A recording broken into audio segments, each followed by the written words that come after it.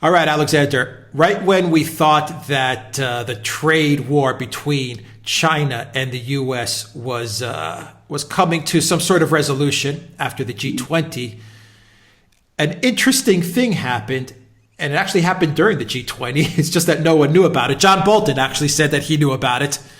So while Trump and Xi were hammering out not an agreement on the trade war, but a delay, a truce, so to speak, of the impending trade war between China and the U.S., it seems that Huawei's CFO, Meng, I'm sure I obliterated that name, but anyway, the CFO, Meng, was arrested in Canada, and we don't really know why.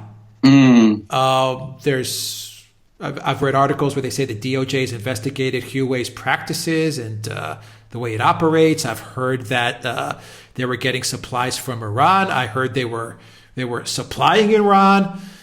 No, I'm not sure what's going on. Maybe you've read some articles which shed some more light as to why she was arrested. An interesting point is that she is also the founder's daughter.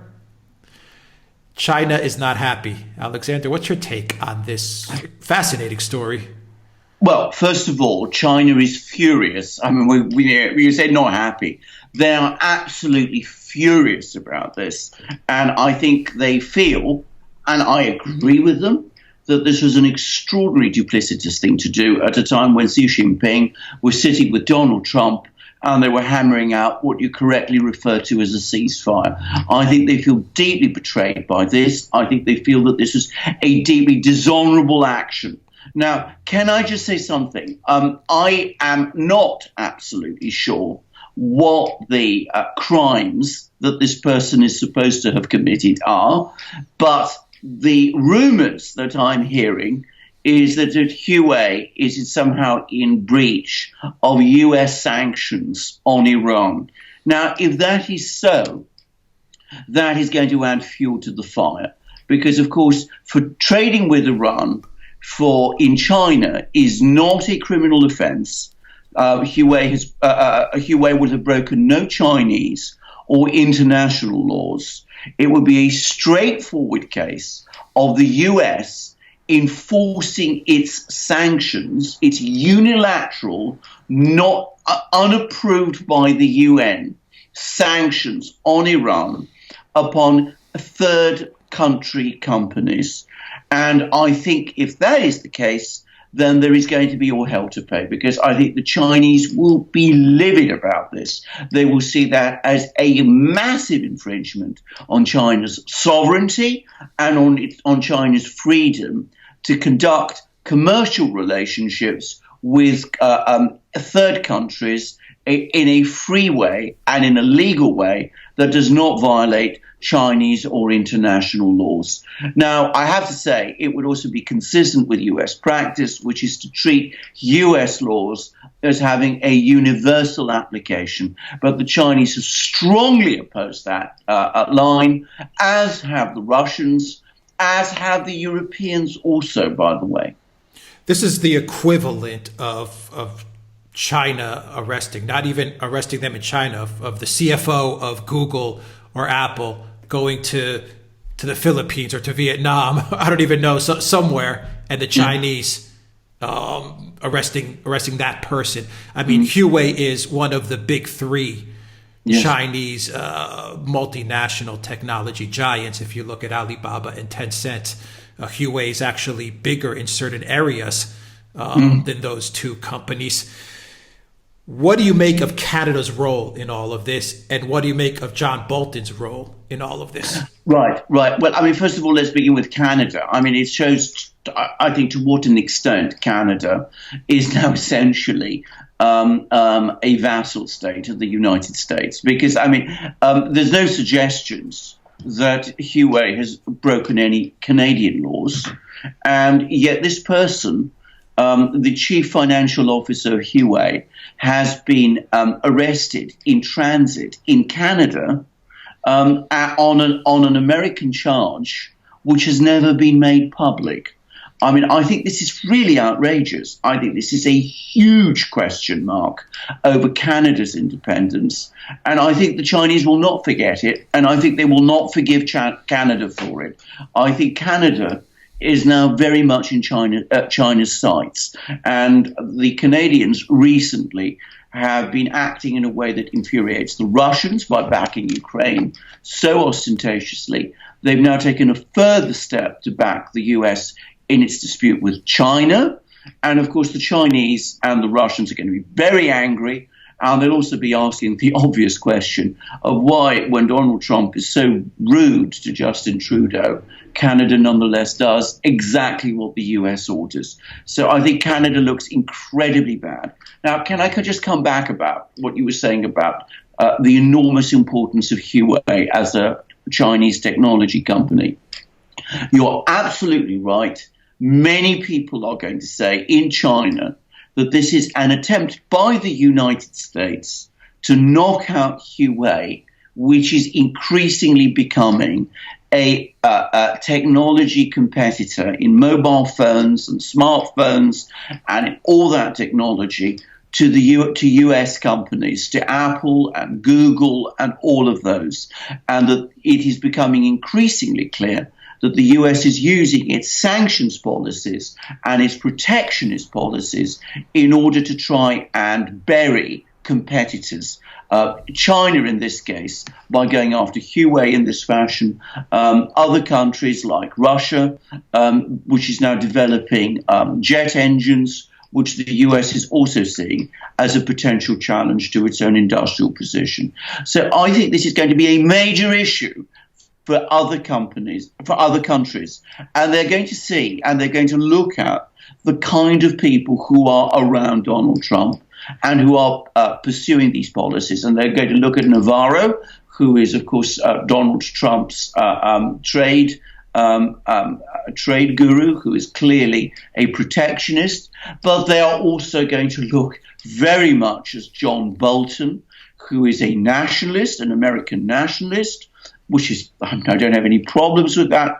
But what is going to concern many people is that he is a nationalist who sees no role whatsoever for international law, for international law norms, who sees everything purely in terms of power, who's not afraid, it would seem, to endorse the, frankly, kidnapping of people like the chief financial officer of Huawei in order to promote the US position. And they're going to say around the world, not just in China, that while John Bolton and people like him remain in the US government, it is the US government that is now the rogue government, the government of the rogue state, and that it is clearly no longer a country. The United States is no longer a country that can be expected to abide by international laws and international rules and international agreements. And that's going to have a huge impact on international relations and international commercial relations as well. You would think arresting someone this high profile, and I want to stress the fact again that this is the founder's, not only she is the CFO, she's the founder's daughter as well. That's right. I mean, arresting someone this high profile, would there not have to be a charge, at least relayed to the press in some sort of statement, in something, so that so that she knows what she's up against, so that Huawei knows what it's up against, so the Chinese government knows what they're dealing with. But from what I understand, there hasn't been any charge levied. Well, this is exactly the point. I mean, I repeatedly come back. I mean, you've heard me say this in video after video, in program after program that we've done together. It is the collapse of due process in the United States. And here we see another example. Arrested in Canada. Arrested in Canada on a secret charge before a court we don't know about. We don't know what's in this indictment. We don't know what's in this charge. A person is traveling freely around the world. The company they work for is not informed what the charge is, and they're simply arrested, essentially kidnapped, taken by force to the United States, where she will end up and be put on trial before a court over a criminal case of which she is completely ignorant as of the time of speaking. Now, that seems to me such a grotesque violation of due process that it is unbelievable that there are people in the United States who not only defend this thing, but who consider that this is somehow an appropriate way to behave. It is not an appropriate way to behave. It is the way a pirate country acts, not the way a country that observes law and observes due process behaves. And I mean, we come back, we've talked about this with other cases, we've talked about it with Julian Assange. This is yet another example of the way in which the US is increasingly abusing both its legal system and its political and economic power in order to give advantages to itself against countries that it sees as rivals and competitors. Let me read you Huawei's statement and throw a question at you, Alexander. This is the statement that they came up with. This is pretty much all we know at the moment. This is from Huawei.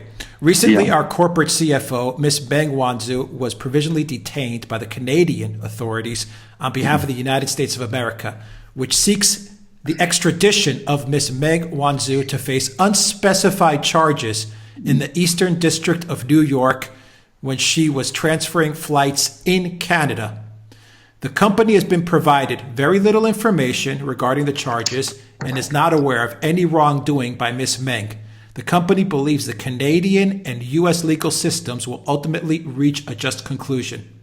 Huawei complies with all applicable laws and regulations where it operates, including applicable export control and sanction laws and regulations of the UN, US, and the EU. Alexander, is any executive safe when they travel to the West? No, I mean, clearly not. And I mean, I should say there's been a long practice in recent years of Russian business people being kidnapped and brought to the US in this fashion. I think this is the first time it's been done to a Chinese business person. But I mean, it is now looking as if this is no longer just Russia being targeted for this sort of thing. China is. And if they go to China, well, who else could it be? You know, it could be anyone, anywhere. And it is incredibly, incredibly concerning and incredibly dangerous. And can I say something else? When you hear that Huawei itself does not understand what the charges against itself and against its chief financial officer is, that statement refers to unspecified charges. That becomes a deeply concerning thing. That becomes an extraordinarily alarming thing. And may I add, it is only a question of time before reciprocal action is taken. So if US business people start traveling in third countries which are friendly to China or Russia, perhaps they too will start facing arrest and being referred to China and Russia for trial. Who knows? It's a very bad precedent. Yeah, the parallels between Assange and this and the secret FISA courts with Carter Page and Papadopoulos and Flynn and all the secrecy surrounding those guys as well. To me, it's not a coincidence. It all seems connected. All these secret courts, arresting people, detaining people, keeping people locked up in embassies. I mean, it's not a coincidence. It's absolutely not a coincidence. It's what I said before. It's a symptom of the collapse of due process in the United States. Due process requires that the accused is fully informed of the crime that they are alleged to have committed, that they are provided with all the evidence that is needed for them to defend themselves against that crime. If the United States has a case against Huawei or against its chief financial officer, it should make its indictment public. It should ask the Chinese government to take action against these people. It should go through proper rules and regulations which exist. It should not keep indictments secret in this fashion so that a situation arises where a business person travels to Canada and finds themselves under arrest and taken to the United States. To me, that is not the exercise of due process. It is kidnapping, pure and simple. And you talk about the treatment of people like Carter Page, of Papadopoulos, and of Julian Assange. And you are absolutely right. It is all of a piece with that. Well, maybe by the time we get this video up and online, there'll be some more information as to what happened. Right now, we don't know much. But where do you think this is going? Well, Alexander, you said China's going to take action. They're going to reciprocate. Do you think we're going to get a charge announced? I think they will, because it's now very difficult to see how the US can row back on this. Actually, that's the first thing. Maybe they will. But look at the reaction in the place where it matters, which is in the international markets. Now, after Xi Jinping and Donald Trump sat down in Buenos Aires and agreed their ceasefire, markets reacted positively. They stabilized. The moment this thing happens, they crashed. There's been a crash all around the world because people know that China, which is a country which does not take things like this lying down, which is a face culture. The Asians never like to lose face. They will never accept this sort of treatment of their executives. They will react. And I think this extraordinary idea that people have in the United States that China is somehow the weaker party in this dispute could not be more wrong. And we have seen that the markets, the international markets, think so also. It is the United States that will suffer more when markets crash around the world than China will, which has an economy that is still not integrated into the global financial system in the way that the US is. Very, very quickly, I want to go back to Bolton real quick and get your take on this. Bolton told NPR that he did know in advance. He was unsure if Trump knew in advance what was happening to Miss Wang and of her arrest as he was sitting down with Xi during the G20. Do you think Trump knew in advance? Well, I think he probably didn't, because I think that if John Bolton says that he didn't know for sure whether Trump knew, I think it's a sign that Trump didn't know, because it's John Bolton's job as national security advisor to keep Donald Trump informed of these things. So if he wasn't telling Trump about them, it's difficult to know who else was.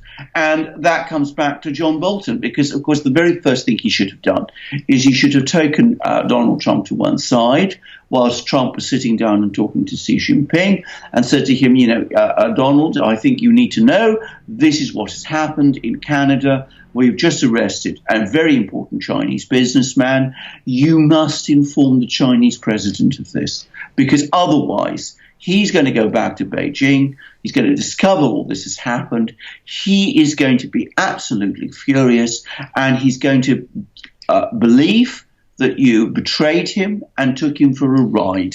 And that is exactly what is going to happen. That is exactly what Xi Jinping is going to be thinking at this moment. Remember, Trump already has a bad record with Xi Jinping on these things. Right. There was that summit back in Florida right at the beginning with the chocolate cake, when he just informed Xi Jinping out of nowhere that he'd launched missiles on Syria. And Xi Jinping took this calmly, but was probably quite angry about it.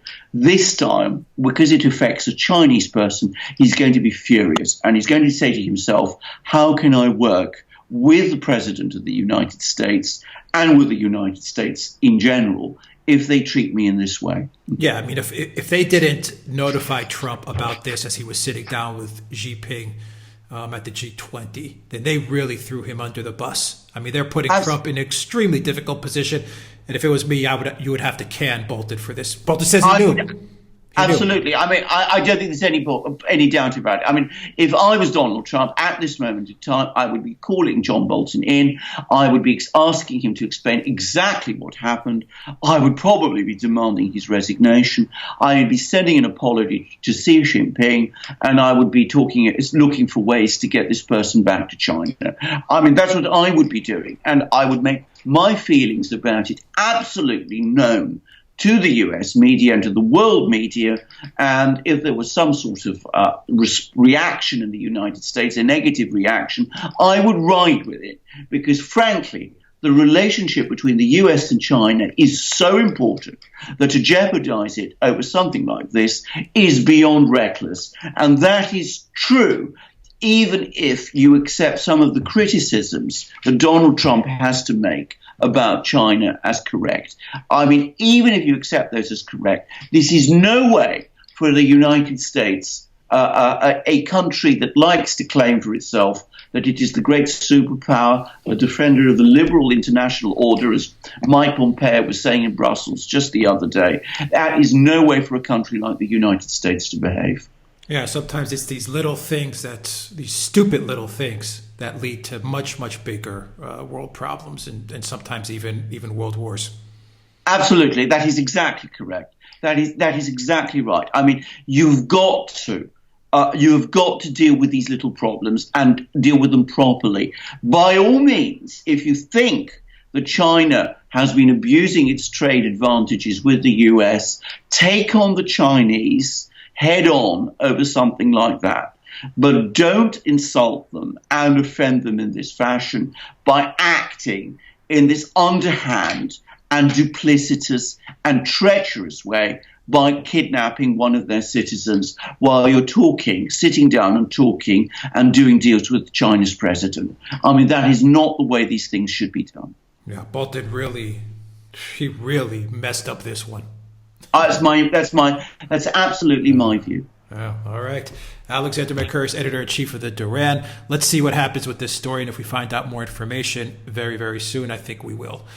Guys, donate to the Duran, PayPal and Patreon. The links are in the description box down below. And 20% off from the Duran shop. Buy a t-shirt. It helps us out a lot. They're demonetizing pretty much most of our videos as they go up. We don't know why. Our videos are pretty balanced and rational. But in either case, your support really helps us. Alexander Mercouris, editor-in-chief of the Duran. Thank you very much.